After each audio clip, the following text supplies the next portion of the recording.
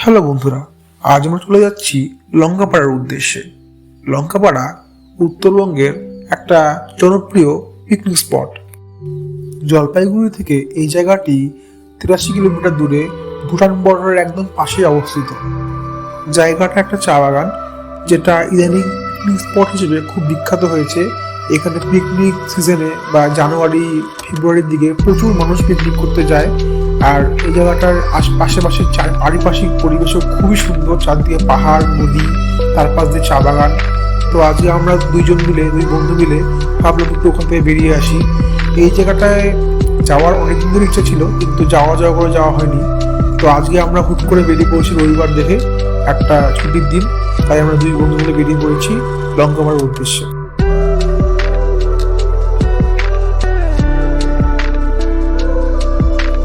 একটা লম্বা 2 ঘন্টা জার্নি করার পরে আমরা অবশ্যই লঙ্কাপাড়ায় পৌঁছে গেছি।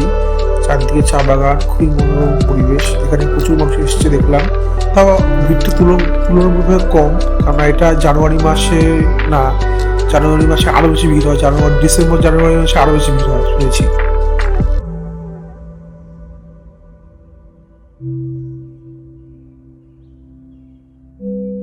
এই টিকিট আমরা কাটলাম 30 টাকা টোটাল। প্রথমে ঢুকতে 20 টাকা, তারপর 10 টাকা দুটা করে এই পার্কে ঢোকার জন্য। আশেপাশের পরিবেশ খুবই সুন্দর, খুবই মন মুগ্ধকর। আর প্রচুর লোকে এসছে পিকনিক করতে, তারা পিকনিক করছে। আমরা দুজন মিলে একটু চারদিক ঘুরে দেখছি এখন চা বাগানের মধ্যে দিয়ে। আর সামনে দেখলাম পাহাড় আছে, পাহাড় আর নদী, শুকনো নদী। তো এখন জল নেই, পরে বর্ষাকালের দিকে জল হয়। এখন আমরা উঠে যাচ্ছি একটা পাহাড়ের উপরে। পাহাড় না বলে এটাকে ছোট্ট টিলা বলা চলে। এই টিলাটার উপরে একটা শিব ঠাকুরের মূর্তি আছে, প্লাস এটা একটা ভিউ পয়েন্টও।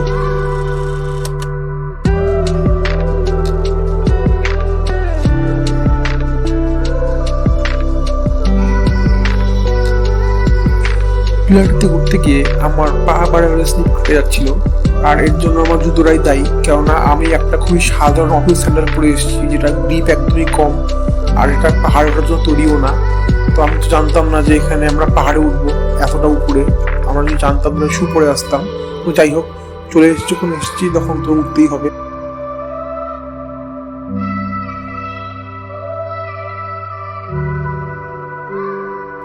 উপর থেকে গোটা চা বাগান, লঙ্কাপাড়া চা বাগানটা দেখা যাচ্ছে। খুবই সুন্দর একটা দৃশ্য, খুবই সুন্দর পরিবেশও। আজ আকাশে পরিষ্কার একদম, তাই সৌন্দর্যটা আরো বেশি দ্বিগুণ হয়ে গেছে।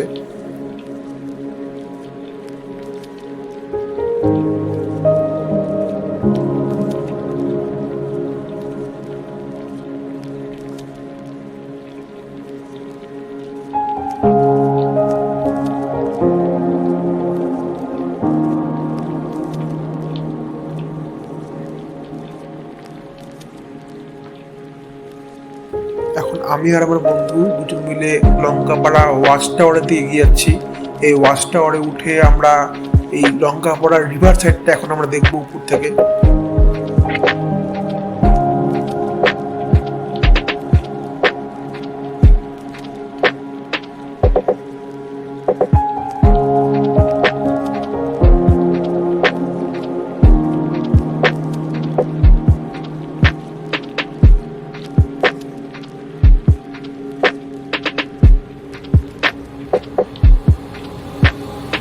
পিক সিজন টাইমে এই নদীর চরের মধ্যে প্রচুর পিকনিক হয়।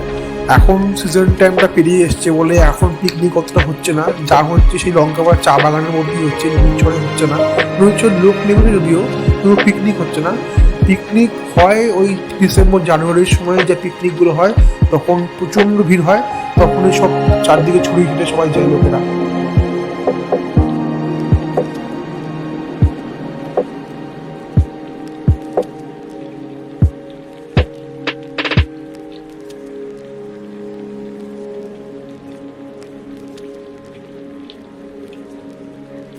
এখন আমরা নিচে নদীর চরের দিকে নেমে যাচ্ছি। ধীরে ধীরে নামতে হচ্ছে। আগে যেমন বললাম, আমার পা স্লিপ করছে, চটিটা ভালো না, গ্রিপ নেই চটিতে একদম। তাই আস্তে আস্তে আমাদের নামতে হচ্ছে আমাকে, বিশেষ করে আমাকে। আমার বন্ধু তো শু পরে এসছে, তাই অত অসুবিধা হচ্ছে না, কিন্তু আমার হচ্ছে। যাই হোক, এখন আমি আস্তে ধীরে ধীরে এখন নদীর চরের দিকে নেমে যাচ্ছি।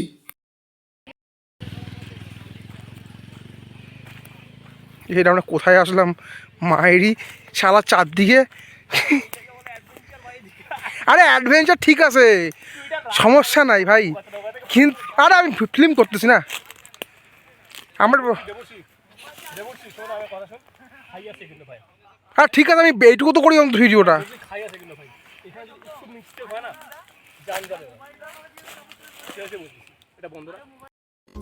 আমরা দুজন ভুল করে নদীর চড়ে নামার যে মূল রাস্তা সেখানে না গিয়ে একটা উল্টো হয়ে চলে এসেছি। এই জায়গাটা কোনো রাস্তাই নেই আদৌ, পুরোপুরি খাড়া নিচের দিকে নেমে গেছে। এখান দিয়ে কেউ উপরে আসেও না নিচেও নামে না, কিন্তু আমরা দুজন ভুল করে এখানে চলে এসেছি। এখন একদমই এতটাই খাড়া যে পা রাখার জায়গা পর্যন্ত নেই। আমাদের আগে কয়েকজন এসছে কিন্তু তারা কোনোভাবে নেমে গেছে। এখন আমরা দ্বিতীয় নামার চেষ্টা করছি। জায়গাটা খুবই সরু আর এটা একটা ল্যান্ডস্লাইড এরিয়া, ল্যান্ডস্লাইড হয়েছে এখানটা, তাই জন্য পুরো জায়গাটি বালি আর কাঁকড়ে ভর্তি। তাই পা স্লিপ করছে খুব বেশি আমাদের, আর বিশেষ করে আমার।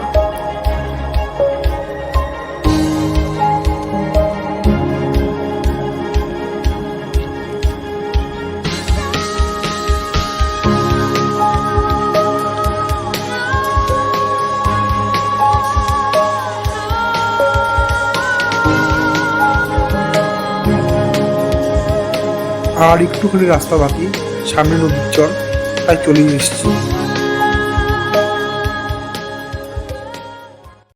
এখন ওইখান থেকে নামছি, রাস্তা ছিলই না কিছু, ঢালু শুধু শুধু ধসের মধ্যে আমরা নেমে আসলাম। এখানে সবাই তার নামছে, জায়গাটা খুবই সুন্দর। ঠিক আছে, দেখতে পাচ্ছেন আপনারা, এদিক দিয়ে কোনো রাস্তা নাই, একেবারে ধস। আমরা কাম করে যে আমরা নামছি সেটা আমরাই জানি, এখানে সবাই তাই নামছে, কিন্তু হ্যাঁ রিস্ক আছে। এখানে একটা কারেকশন করে দিই, এখানে সবাই নামেনি, তো পরে জানতে পারলাম যারা এই নদীর দাঁড়িয়ে ছিল তারা অন্য পথ দিয়ে নেমেছে। আমরাই একমাত্র আসছি এই পথ দিয়ে, যেটা আমরা না জেনে এসেছি। বাকি অন্যরা হচ্ছে ভালো পথ দিয়ে নিচে নেমেছে। আমরা ঘুরতে আসলে একটা অ্যাডভেঞ্চার বা ছোটোখাটো এক্সাইটমেন্ট বা অ্যাড্রেনালিন বুস্ট করে দেওয়া একটা কিছু কর্মকাণ্ড করবোই। এখন আমরা যে রাস্তাতে নামলাম সেরকম রাস্তায় ছিল না আদবে, শুধু ধস নেমে মাটি পড়ে গেছে, সেখান দিয়ে আমরা স্লিপ করে করে যেমন করে বাচ্চা স্লিপ করে সেরকম করে আমরা ধরে ধরে নামলাম।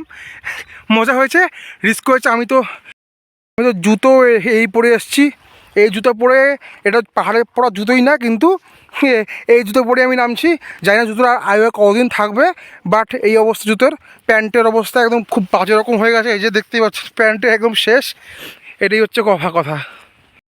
এখন আমরা রিটার্ন হইনি, রিটার্ন হব আমরা, এখানে আর কিছুক্ষণ থাকবো, তারপর আমরা বাইক করে আসলাম, বাইক করে চলে যাবো।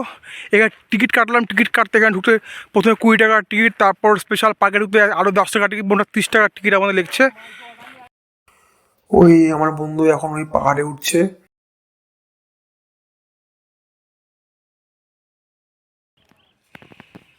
আমার বন্ধুরা নামছে এখন। আমি ওখানে যা উপর ওটা রিস্ক নিই, কারণ আমার জুতোর অবস্থা একদম টাইট, উঠতে পারবো না। বুট পরে গেছলে তাও উঠতে পারতাম, কিন্তু যেহেতু স্যান্ডেল পরে এসেছি তাই একেবারে রিস্ক নিব না আমি উপরে ওঠার।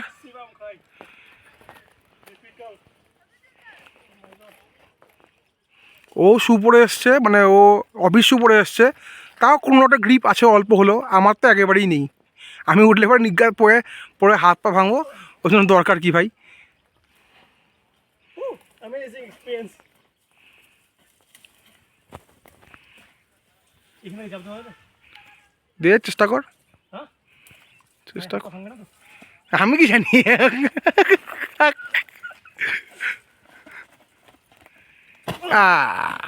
নামিয়ে পড়েছে। অবশেষে আমরা নদীর চড়ে নামার ভালো রাস্তাটা খুঁজে পেয়েছি। এই রাস্তা দিয়েই মানুষরা নদীর চড়ে নামে, আমরা নামেছি উল্টো রাস্তা দিয়ে। তো যাই হোক, ওঠার সময় আমরা ভালো রাস্তাতে উঠছি। এই রাস্তাটা আগেরটা থেকে অনেকটাই ভালো, অনেকই বেটার, একদম পায়ে হাঁটার রাস্তা। একটু খারাপ কিন্তু তবুও এটাতে আরামসে মানুষরা যাতায়াত করতে পারবে, আর করেও।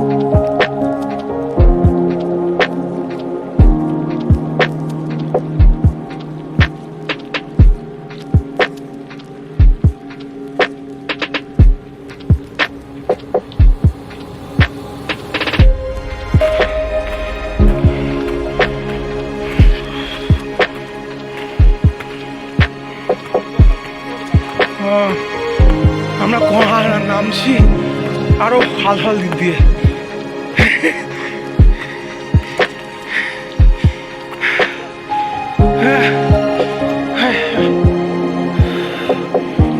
এসে গেছি। অনেক ভালো রাস্তা আগেটার থেকে।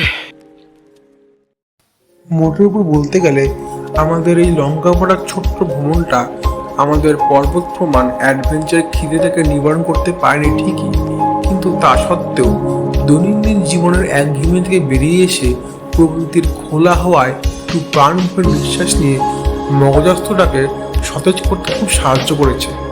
একটা বয়স পরে এই ছোট ছোট ভ্রমণ আর ভ্রমণের অভিজ্ঞতাগুলোই অনেক বড় আর রঙিন হয়ে মানুষের স্মৃতির একটা বড় অংশ বিরাজ করে থাকে।